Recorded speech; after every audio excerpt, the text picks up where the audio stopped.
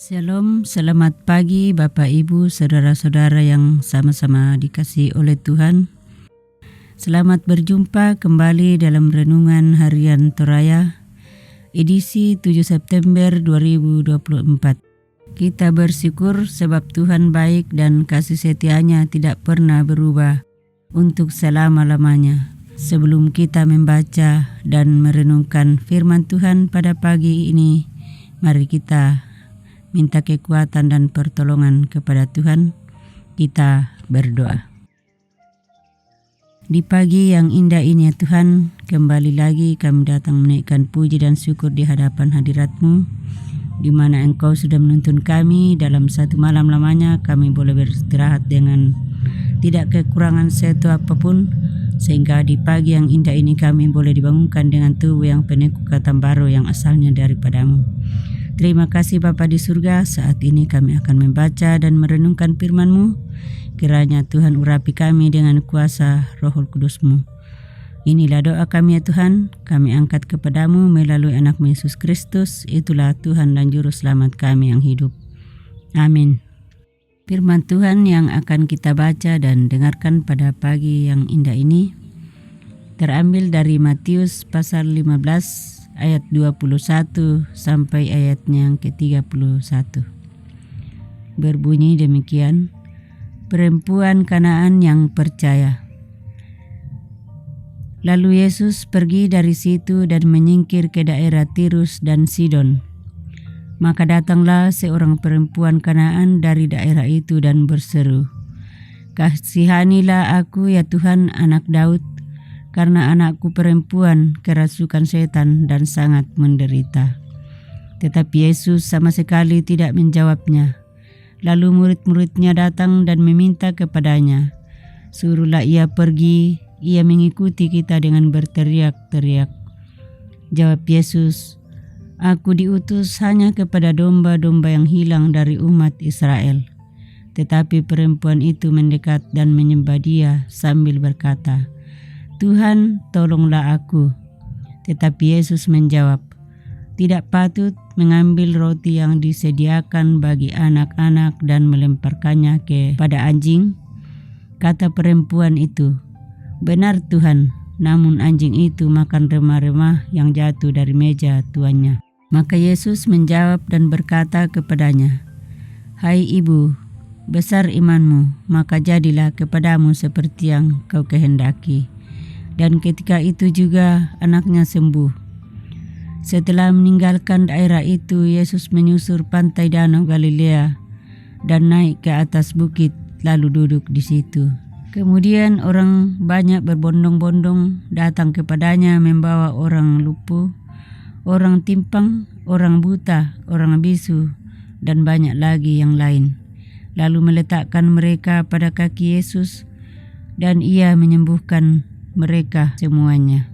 Maka takjublah orang banyak itu melihat orang bisu berkata, orang timpang sembuh, orang lumpuh berjalan, orang buta melihat, dan mereka memuliakan Allah Israel. Amin. Iman dan belas kasihan Tuhan. Kalau dalam bahasa Torajanya, kapatunganan nakama masenna buang. Yesus berada di wilayah Kanaan, tempat di mana orang-orang tidak mengenal Tuhan dan dianggap kafir oleh orang Israel. Seorang perempuan Kanaan datang kepada Yesus, memohon pertolongan bagi anaknya yang kerasukan setan. Meskipun ia diabaikan dan ditolak, ia tetap menunjukkan keberanian dan inisiatif untuk mencari Yesus. Percaya bahwa ia dapat menyembuhkan anaknya.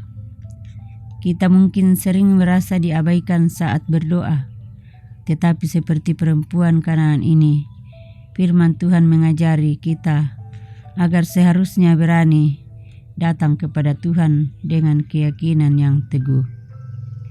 Penundaan jawaban doa menguji iman kita, tetapi Tuhan tidak pernah menutup pintu bagi mereka yang tulus. Seberapa sering kita merasa putus asa karena doa kita belum dijawab? Ingatlah, Tuhan menginginkan keteguhan hati kita. Yesus awalnya mengabaikannya dan bahkan memberikan jawaban yang tampak menghina. Namun perempuan ini tetap rendah hati dan bertekun, mengatakan bahwa bahkan remah-remah roti dari meja tuannya sudah cukup baginya.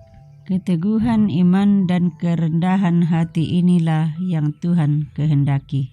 Yesus akhirnya menyatakan, "Hai ibu, sungguh besar imanmu. Jadilah seperti yang kau kehendaki." Ini menunjukkan bahwa Tuhan menghargai iman sejati yang tidak tergoyahkan. Jangan pernah meremehkan orang dengan latar belakang berbeda, karena di mata Tuhan kita semua berharga. Firman Tuhan hari ini menanamkan nilai prinsipil agar kita terus memperjuangkan iman kita kepada Tuhan. Dalam setiap pergumulan hidup, kita semestinya mendekatkan diri kepada Tuhan dengan iman yang teguh, memohon belas kasih-Nya, karena di dalam Yesus Kristus iman kita tidak akan sia-sia. Amin. Mari kita berdoa. Terima kasih ya Tuhan atas kesempatan yang diberikan kepada kami pada pagi yang indah ini untuk membaca dan merenungkan firman kebenaran-Mu. Kiranya Tuhan memampukan kami untuk mengerti dan memahami firman-Mu yang kami sudah baca dan dengarkan. Kiranya apa yang kami sudah dengarkan dan renungkan saat ini ya Tuhan, kami boleh melakukannya di dalam kehidupan kami masing-masing. Bapa di dalam surga, kami bersyukur karena kami sudah dituntun dan dijaga, dipeliharakan dalam satu malam lamanya kami boleh beristirahat.